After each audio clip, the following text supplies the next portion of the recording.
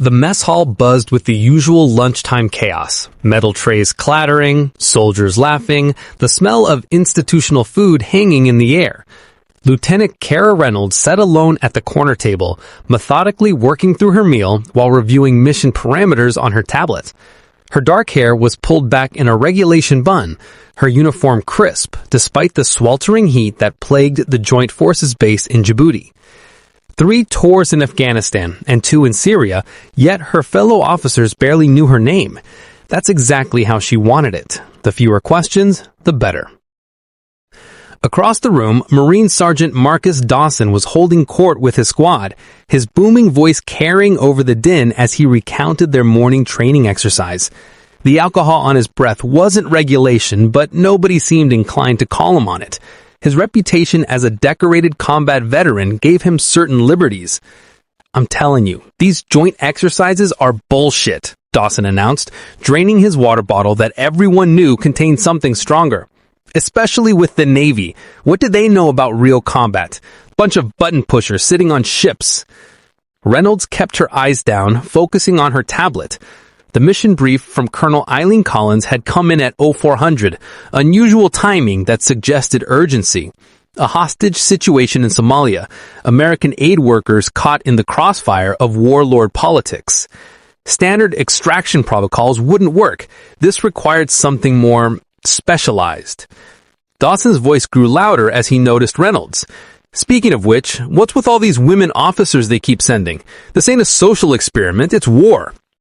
His squad laughed nervously, a few glancing toward Reynolds with uncomfortable expressions. She continued eating, her face betraying nothing. Colonel Collins entered the mess hall. Her eyes immediately found Reynolds. The colonel nodded slightly. Their pre-mission briefing was set for 1400 hours.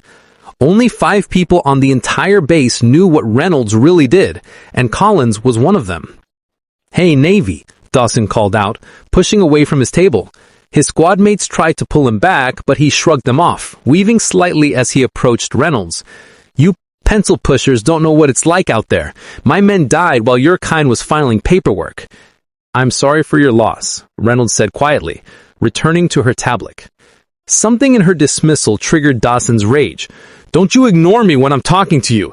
His open palm connected with her face before anyone could react, the slap echoing through the suddenly silenced mess hall. Reynolds had snapped to the side, a thin line of blood appearing at the corner of her mouth.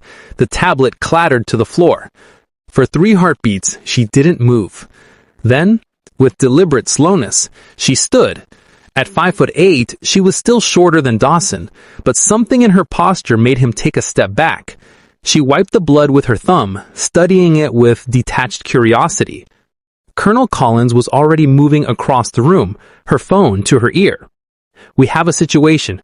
"Yes, sir. It's Reynolds. Her cover may be compromised." Reynolds' eyes met the colonel's across the room. Both women knew what this meant. The mission parameters had just changed dramatically. In 12 hours, Sergeant Dawson would learn exactly what kind of combat experience Lieutenant Kara Reynolds possessed, and why the most dangerous predators in the ocean are the ones you never see coming. The Black Hawk helicopter cut through the night sky over the Somali coastline, its rotors muffled by specialized equipment. Inside, Lieutenant Kara Reynolds checked her gear one final time. Custom-modified M4 carbine, night vision, communications equipment, and the matte black combat knife strapped to her thigh. The blade had taken more lives than she cared to remember. Across from her sat Sergeant Marcus Dawson, his face a mask of confusion and lingering resentment. 4 hours ago, he'd been pulled from the brig and briefed on the mission. No charges for striking an officer, but he would serve under her command. Colonel Collins had made the arrangement clear. This was his redemption or his court-martial. 5 minutes to drop zone. The pilot's voice crackled through their headsets. Reynolds looked at her hastily assembled team. 2 fellow Poseidon's Trident operators, Lieutenant Maria Vasquez and Chief Petty Officer Layla Jackson, plus Dawson and 2 of his Marines selected for their language skills. The mission was straightforward, but nearly impossible. Extract 3 aid workers from a compound controlled by warlord Abdi Hassan, whose forces outnumbered them 20-1. "Remember," Reynolds said, her voice calm despite the tension, "we move as ghosts. No engagement unless absolutely necessary." Dawson snorted. "With all due respect, Lieutenant, that's not how you clear a hostile compound." "That's exactly how we do it," Reynolds replied, her gray eyes locking with his. "You haven't seen what we can do yet, Sergeant." The helicopter touched down briefly in a clearing 2 miles from the target. The team disembarked and practiced silence, the Black Hawk immediately lifting off to avoid detection. Reynolds took point, moving through the scrubland with a fluid grace that surprised Dawson. The Marines struggled to keep pace. At the compound's perimeter, Reynolds signaled a halt. Guards patrolled the walls, more than intelligence had indicated. She exchanged glances with Vasquez and Jackson. This wasn't right. "Something's off," Reynolds whispered. "Too many guards for a simple hostage hold." Before Dawson could respond, gunfire erupted from the compound, not directed at them, but inside the walls. Screams followed. "They're executing the hostages," Reynolds said, her decision immediate. "New plan, we go in hot." What followed stunned Dawson to his core. Reynolds and her 2 teammates moved like shadows given form, scaling the wall and eliminating 4 guards without a sound. When Dawson and his Marines finally breached the gate, they found a path of unconscious or dead sentries leading inward. In the central courtyard, they discovered the reason for the increased security. Alongside the aid workers was an unexpected prize, a captured CIA operative whose existence was officially denied. The man's face showed signs of torture, but his eyes widened in recognition when he saw Reynolds. "Kara, they knew you were coming." The words had barely left his mouth when the night exploded with gunfire. Hassan's men had been waiting, the entire operation a trap. Reynolds pushed the aid workers toward the Marines as she and her team returned fire, creating a defensive perimeter. "Get them out," she shouted to Dawson. "Extraction point Charlie." A bullet cut Jackson in the shoulder, spinning her around. Reynolds dragged her to cover, applying pressure to the wound as Vasquez provided covering fire.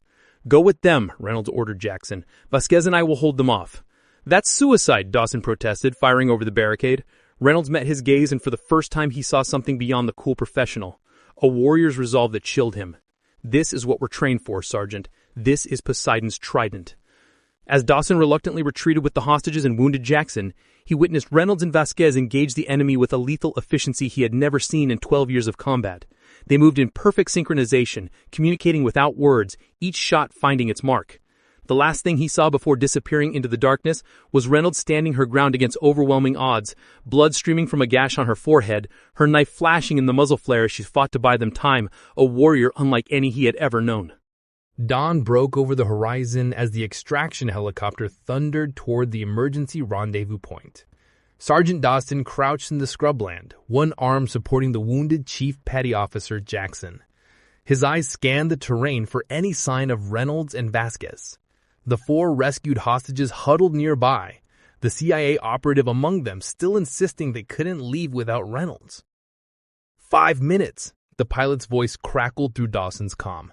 "Then we have to dust off with or without them." Jackson's eyes fluttered open. "She'll make it," she whispered through pain-clenched teeth. "She always makes it." Gunfire erupted from the ridge to the east, short, controlled bursts followed by the distinctive sound of RPGs. Dawson raised his binoculars, focusing on a small figure sprinting down the hillside, another form slung over her shoulder in a fireman's carry. Behind them, a columnless smoke rose from what had been Hassan's compound. "There!" Dawson shouted, directing his Marines to provide covering fire as Reynolds staggered into the clearing, Vasquez's limp form across her shoulders. Blood soaked both women's uniforms, but Reynolds' eyes remained clear and focused. "Hassan?" the CIA operative asked as he loaded Vasquez onto the helicopter. "Dead," Reynolds replied flatly, along with his weapons cache and intelligence files. The flight back to base passed in tense silence, medics working frantically to stabilize Vasquez, whose pulse fluttered weakly beneath their fingers. Reynolds sat motionless, her 1,000-yard stare fixed on some point beyond the helicopter's interior. Only when they touched down did she move, helping carry Vasquez's stretcher to the waiting medical team. Colonel Collins met them on the tarmac, her face grave as she took in the wounded and the exhausted survivors. "The mission? Complete," Reynolds reported, her voice mechanical. "All hostages recovered, Hassan neutralized. Vasquez needs immediate surgery." As Vasquez was rushed to the medical facility, Collins pulled Reynolds aside. "The program's been compromised. Someone leaked their identities to Hassan." Reynolds nodded once, unsurprised. "I know who. We'll discuss it in debrief." 3 days later, the base mess hall fell into silence as Reynolds entered, her uniform immaculate despite the bandages visible at her collar and wrist. Vasquez was recovering in the medical bay, expected to return to duty within months. A miracle, the doctors called it. Sergeant Dawson stood as she approached his table, his squad watching in confusion as he snapped to attention. "Lieutenant," he said, his voice carrying in the hushed room, "I owe you an apology." Reynolds studied him for a moment. "No, Sergeant, you owe me nothing." "With respect, ma'am, I do." Dawson swallowed hard. "I judged you without knowing you, without knowing what you've sacrificed." A ghost of a smile touched Reynolds' lips. "And now that you know?" "Now I know why they keep the program secret, not to protect you from the world, but to protect the world from knowing how much they depend on you." Reynolds glanced around the mess hall, at the faces watching their exchange. Some curious, some respectful, some still doubtful. It didn't matter. Her team's existence would be officially denied, their missions redacted from history, their sacrifices known only to those who served alongside them. "The CIA operative sends his thanks," she said, changing the subject. "He's being debriefed at Langley." Dawson nodded, understanding her deflection. "Will you be deployed again soon?" "That's classified, Sergeant." But her eyes told him everything. She would go wherever she was needed, fight whoever threatened her country, and few would ever know her name. As she turned to leave, Dawson called after her, "Lieutenant Reynolds!" She paused, looking back. "It's been an honor," he said simply. Reynolds straightened almost imperceptibly, the weight of her Secret Service visible for just a moment in the set of her shoulders, before she nodded once and walked away. Later that week, as Dawson's unit prepared for deployment, a package arrived for him. A combat knife with a trident edged in the blade and a note containing only 5 words. "The honor was mine, KR." In the shadowed corridors of power, Poseidon's trident continued its silent work, its warriors moving like ghosts through the world's most dangerous places.